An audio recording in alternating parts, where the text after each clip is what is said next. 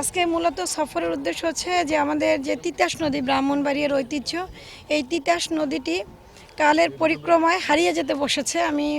আমি খুবই আসলে অত্যন্ত কষ্ট পেয়েছি যে নদীর দুই ধারে যেভাবে মানুষ ময়লা ফেলেছে, বিভিন্ন বাজারের যে আবর্জনা স্তূপ এবং যেভাবে মানুষ মাটি দিয়ে ভরাট করে নদীটা দখলের চেষ্টা করছে, এটি আসলে অত্যন্ত দুঃখজনক। এখন আমাদের আসলে অনেক কাজ করতে হবে। প্রথমত হচ্ছে নদীর ডিমার্কেশনটা আগে করতে হবে, যে সিএসএ আমাদের কোন পর্যন্ত নদী আছে এই পর্যন্ত ডিমার্কেশন করে এরপর আমাদের নদীর দুই ধারে আমি প্রচুর স্থাপনা দেখতে পাচ্ছি এবং আমি শিওর যেখানে মোটামুটি 90 ভাগ শতকরা 90 ভাগই হচ্ছে নদীর জায়গায় অবৈধ স্থাপনা। তো এগুলোর লিস্ট কিছু করা আছে শুনেছি, তারপর এগুলো ভেরিফাই করতে হবে এবং তাদেরকে আমাদের উচ্ছেদের জন্য প্রয়োজনীয় ব্যবস্থা গ্রহণ করতে হবে। তবে এটি একটি বিশাল বড় মেগা কাজ মনে হচ্ছে।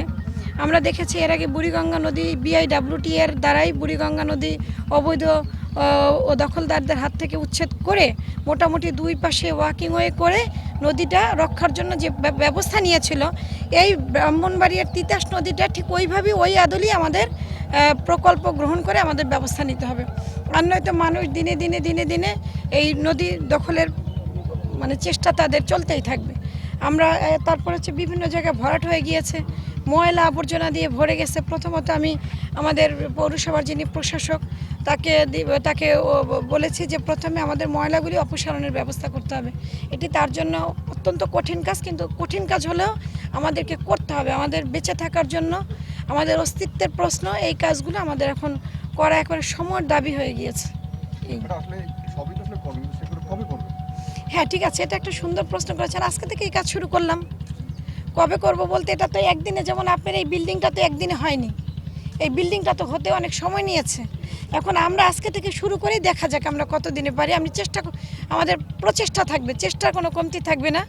যেখানে যেখানে নক করার আমরা সেখানে করব, কথা বলবো, চিঠিপত্র দিব।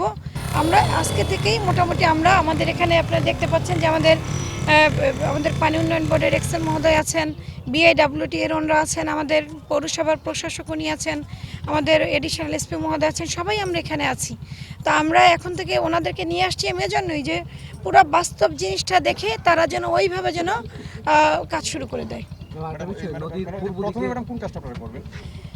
প্রথমে যে কাজটা করতে হবে আমার কাছে মনে হচ্ছে, প্রথমে ওই যে ডিমার্কে আইডেন্টিফাই করা যে আসলে কোন জায়গাটুকু আমার। এরপরে দ্বিতীয় কাজ হচ্ছে আমার ময়লা আবর্জনাগুলো এখান থেকে এই মুহূর্তে সরানো। ঠিক আছে, এই নদীর ধারে যেভাবে ময়লা রয়েছে, নদীর পানি তো শেষ, নদীতে বায়োডাইভার্সিটি কি করে থাকবে, নদীর জীবজগতের অস্তিত্বের প্রশ্ন দেখা দিয়েছে। ময়লা আবর্জনাগুলি ফার্স্ট অফ অল সরাতে হবে। আমি দেখতে পাচ্ছি শহরের বিভিন্ন জায়গার যে পানি, ব্যবহার্য পানি, সে পানিও এখানে আসছে। বিদেশে তো এগুলো পিউরিফাইড হয়ে নদীতে আসে, কিন্তু আমাদের এখানে কিন্তু পিউরিফাইড হয়ে আসে না, এই একটা বিষয়। সেই সাথে প্রথমত ময়লা অপসারণ, এরপর হচ্ছে আপনি ডিমার্কেশন করা, ময়লা অপসারণ, এগুলি দিয়ে আমাদেরকে প্রথমত শুরু করতে হবে। এরপর অবৈধ দখলদারদের যে তালিকা অনুযায়ী তাদেরকে নোটিশ দিয়ে প্রয়োজনে আইন মন্ত্রণালয়ে কথা বলতে হবে, কারণ আমরা জানি যে আমরা নোটিশ দিলেই হয়তো তারা রিটে চলে যাবে।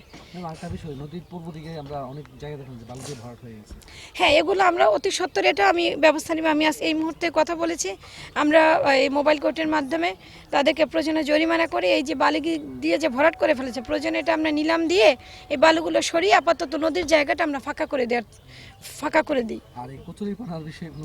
আসলে কচুরিপানা অনেকে অনেক কথা বলে, অনেকে বলে কচুরিপানা কাটার মেশিন আসছে, কিন্তু আমি নিজেও তো বায়োলজি সায়েন্সে পড়াশোনা করেছি। এগুলো যখন আমি কেটে দেবো তখন কিন্তু পানিও নষ্ট হয়ে যাবে। আসলে এইটা নিয়ে আমার মনে হয় যে আরেকটু গবেষণার দরকার আছে। আর বেসিক্যালি আগের যুগে মানুষ কি করতো, মানুষ কিন্তু এই কচুরিপানা এখান থেকে নিয়ে এলাকার লোকজনে কিন্তু কচুরিপানা সরিয়ে নিত। কচুরিপানা জৈব সার হিসেবে ব্যবহার করা যায়, তারা জৈব সার হিসেবে ব্যবহার করতো। এটা যদি এলাকার লোকজনকে, যারা কৃষিকাজের সাথে ইনভলভ, কৃষি অফিসার মহোদয়কে এখানে ইনভলভ করা যেতে পারে, যে যারা কৃষক তারা যদি কচুরিপানাগুলি নিজেরা নিয়ে যায়, তাহলে আবার নদীটা কিন্তু পরিষ্কার হয়ে যায়। আমি সেটাই বলছি।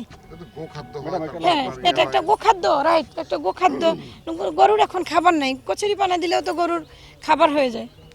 শেষ পর্যন্ত সেটা হচ্ছে যে তিতাস নদী একসময় কিন্তু আসলে লাভজনক নৌরূপ ছিল, তো ধীরে ধীরে তিতাস নদীর কিন্তু বেশ কয়েকটি নৌরুট বন্ধ হয়ে গিয়েছে। মূল কারণ হচ্ছে এই যে ধরেন এই কচুরিপানা বা নাপতা সংকট, আসলে কিন্তু এতে করে তো ধরেন এই যে নানা নানা সমস্যা হচ্ছে। তো এই নৌপথগুলো আবার চালু করার ক্ষেত্রে এই তিতাসকে নিয়ে আপনাদের পরিকল্পনা কি? আপনি যখন সব কিছু ওকে করে ফেলবেন, আপনি যখন এই ময়লা আবর্জনা অপসারণ করে ফেলবো, আমরা যখন নদীর ডিমার্কের স্বাভাবিক প্রবাহ যখন বেড়ে যাবে, তখন অটোমেটিক সবই ঠিক হয়ে যাবে। তবে আগে ওই যে ময়লা আবর্জনা দিয়েই সব রুট বন্ধ হয়ে গেছে বেশি, বিশেষ করে পলিথিন, ওয়ান টাইম প্লাস্টিক। একবারে পলিথিন, ওয়ান টাইম প্লাস্টিক, দেখেন আমাদের তো ওয়েস্ট ট্রিটমেন্ট প্ল্যান্ট ওভাবে নাই। আমাদের যেহেতু ওয়েস্ট ট্রিটমেন্ট প্ল্যান্ট নাই, তাহলে এই পলিথিনের কিন্তু ইনঅর্গানিক ওয়েস্ট পলিথিন, এটা ডিসপোজালের তো কোনো সিস্টেম নেই। সুতরাং আমরা কিন্তু যথেষ্ট চেষ্টা করে যাচ্ছি পলিথিন স্টপ করার জন্য। তবে একবার সেন্ট্রালি এর উৎপাদন যদি বন্ধ করে দেওয়া যায় তাহলে সবচেয়ে ভালো হয়, তাহলে আর ঢুকবেই না। এতে শুধু আমার তিতাস নদী না, এরকম বাংলাদেশের 64টি জেলার সব বড় বড় নদীগুলি কিন্তু এরকম ডে বাই ডে, আপনারাই বলছেন 50 বছর আগে যেরকম নদী দেখেছেন, আজকে কিন্তু নদী সেভাবে দেখছেন না। তাহলে এই বিষয়গুলো যদি আমরা উপলব্ধি না করি তাহলে তো হবে না। খননের বিষয়ে ম্যাডাম কি?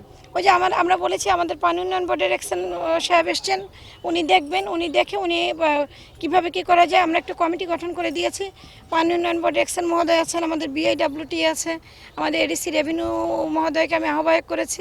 ওনারা মোটামুটি এই পুরো বিষয়টা দেখে সুন্দর করে তারা একটা প্রপোজাল আমাদেরকে দিবে যে কিভাবে নদীর পানি প্রবাহটা আরও সুন্দর করা যায়, কোন পর্যন্ত নদীটা খনন করা প্রয়োজন, কোন পর্যন্ত খনন করার প্রয়োজন নেই। কারণ আপনারা জানেন ওনারা হচ্ছেন টেকনিক্যাল পার্সন, ওনারাই কাজটা আমাদেরকে করে দেবেন। সেজন্য আমি কমিটিটা গঠন করে দিয়েছি এবং আমি চেষ্টা করব, আপনারাও চেষ্টা করবেন যত দ্রুত সম্ভব আমরা প্রকল্প আকারে আমরা মন্ত্রণালয়ে পাঠিয়ে দেব। তবে সবার আগে আমাদের নিজেদের সচেতন হতে হবে, নদীর ধারে ময়লা আবর্জনা ফেলা বন্ধ করতে হবে, টোটালি স্টপ করতে হবে, যদি নদী আমাদের রক্ষা করতে হয়।